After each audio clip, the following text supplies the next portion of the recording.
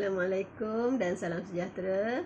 Okey, berjumpa lagi hari ini. Semoga video ini dapat membantu anak-anak murid membuat soalan dengan lebih mudah.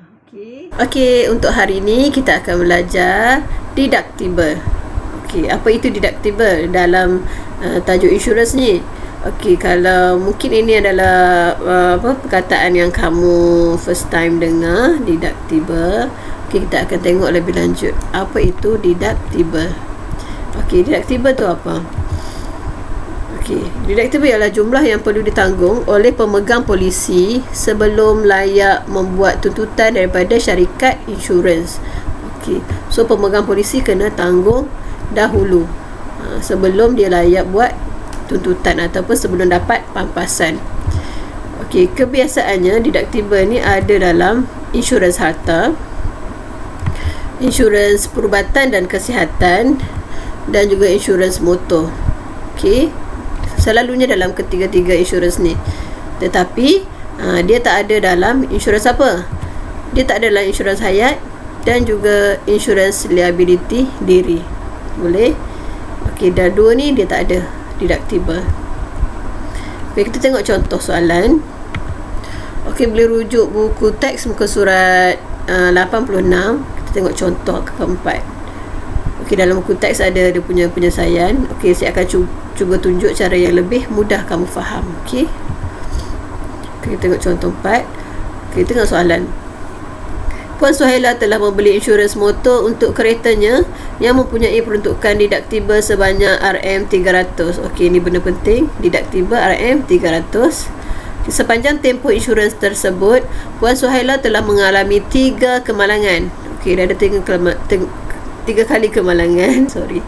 Kerugian yang dialami adalah pada bulan Mac, pada bulan Julai dan pada bulan Ogos. Masing-masing RM2,800, RM250 dan RM400. Nyatakan sama ada Puan Suhaila boleh membuat tuntutan terhadap kerugian yang dialami atau tidak. Okey, boleh buat tuntutan ataupun tidak. Jika ya, nyatakan jumlah bayaran pampasan yang boleh dituntutnya bagi setiap kerugian yang dialami. Banyak sangat tersasul bahasa ni. Okey, kita tengok. Deductible 300. Okey, yang kerugian dialami ni 2,800, 250 dan 400. So kita tengok yang lebih daripada 300 sahaja yang layak untuk dibuat tuntutan. Boleh. Yang lebih pada 300 saja yang boleh dibuat tuntutan. Kita cuba tengok next. Kita tengok bulan Mac 2,800, bulan Julai 250 dan bulan Ogos 400.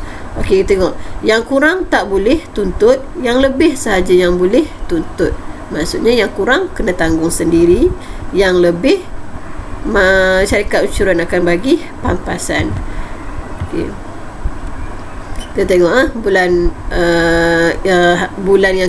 yang ada kemalangan, bulan Mac, Julai dengan Ogos.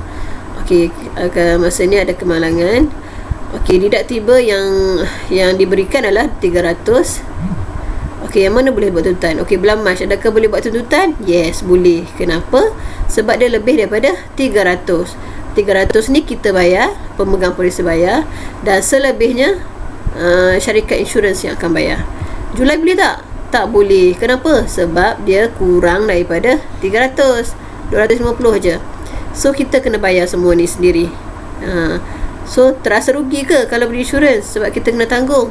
Tak rugi. Sebab contoh kalau bulan Mac ni nampak kan syarikat insurans dah bayar lebih kan, banyak. Okey, kita tengok pula bulan Ogos. Bulan Ogos pun dapat buat tuntutan. Berapa? Kena tolak. Kita tengok berapa nilai yang kita kena bayar. Ni kita ni ada masalah ni. Kita kena bayar dan berapa syarikat insurans kena bayar ataupun kita boleh buat tuntutan dekat syarikat insurans. Okey, so deductible kita dah bayar 300. So confirm lah kita bayar 300. Ni kita bayar 300 RM 300 kita bayar. Okey, so berapakah syarikat insurans bayar? Okey, macam mana nak tahu jawapan dia? Kita tolak je lah. 2,800 tolak dengan 300. So kita tolak macam biasa, 2800 tolak 300. So tolak. Nak guna kalkulator ke? Boleh. Nak congak pun boleh. So 2800 tolak 300 jadilah 2500. RM 2500. Okey, ni yang syarikat insurans akan tanggung, ataupun dia akan bagi pampasan dekat kita. Okey, nampak kita hanya tanggung RM300 saja. Jadi untung ke rugi? Untunglah dekat sini. Okey, kalau bulan Julai pula kita kerugian hanya 250. So kita bayar berapa? Takkan kita bayar 300 kan? So kita bayar nilai yang kita rugi sajalah. So RM 250. Boleh buat tuntutan tak? Tak boleh, sebab kurang daripada 300. Okey, next bulan Ogos. Okey, kita boleh buat tuntutan sebab lebih daripada 300. Okey, so kita bayar berapa? Kita bayar 300. Syarikat bayar berapa? 400 ni tolak dengan 300. So 400 tolak 300 sama dengan RM 100. So syarikat insurans bayar 100 saja. Kita bayar 300. Boleh. So jangan rasa benda ni rugi, sebab katakanlah kita rugi, kita punya kerugian tu banyak, katakan 10,000, kita hanya bayar 300 je. Yang baki dia tu syarikat insurans akan tanggung. So insurans tak akan jadi rugi. Okey, next kita tengok pula buku teks muka surat 92 soalan 7. Okay, ini soalan komprehensif saya rasa. Okay, motosikal milik Saleh dilindungi dengan insurans motor yang mempunyai peruntukan deductible sebanyak 150. Sepanjang tempoh insurans tersebut, Saleh telah mengalami 3 peristiwa kemalangan dengan kerugian sebanyak 90, RM240 dan RM300. Nyatakan sama ada Saleh boleh buat tuntutan terhadap kerugian yang dialami atau tidak. Jika ya, nyatakan jumlah pampasan yang boleh dituntutnya bagi setiap kerugian yang dialami. Okey, cara yang sama juga macam tadi. Dia punya deductible berapa tadi? 150. Okey, kita ambil ni. Kita keluarkan 150, kita kena tanggung. Kita kena bayar. Okey, tadi bulan yang first dia rugi sebanyak RM 90. Okey, boleh tuntut ke tidak? Kurang ke lebih dengan 150? Kurang kan? So tak boleh tuntut. So yang kita tanggung adalah RM90 kat sini. Boleh?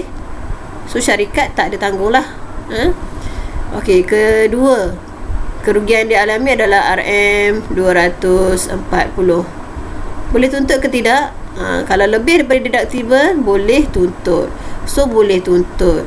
Jadi berapa ringgit kita bayar? Kita bayar tetap RM150 ni. Tengok deductible dia RM 150.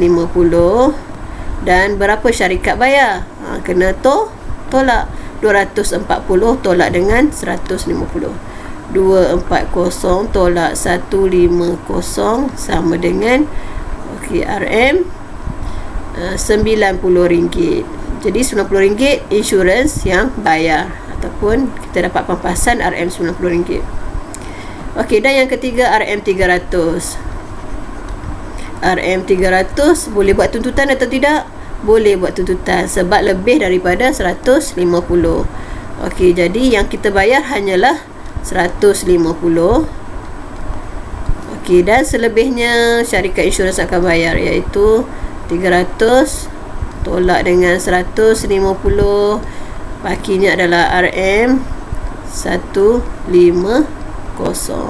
150 akan dibayar oleh syarikat insurans. Boleh? Okey, saya tulis sikitlah kat atas ni. Ini adalah kerugian. Okey, ini boleh buat tuntutan ataupun tidak. Okey, tuntutan. Ini kita yang bayar, diri sendiri yang bayar. Okey, dan yang terakhir ni adalah jumlah bayaran pampasan yang boleh dituntut oleh pemegang polisi. Jadi sampai sini sahaja. Saya harap anda semua dah dapat tahu macam mana untuk cari masalah yang berkaitan dengan deductible. Okey, sekian, terima kasih. Assalamualaikum dan bye bye.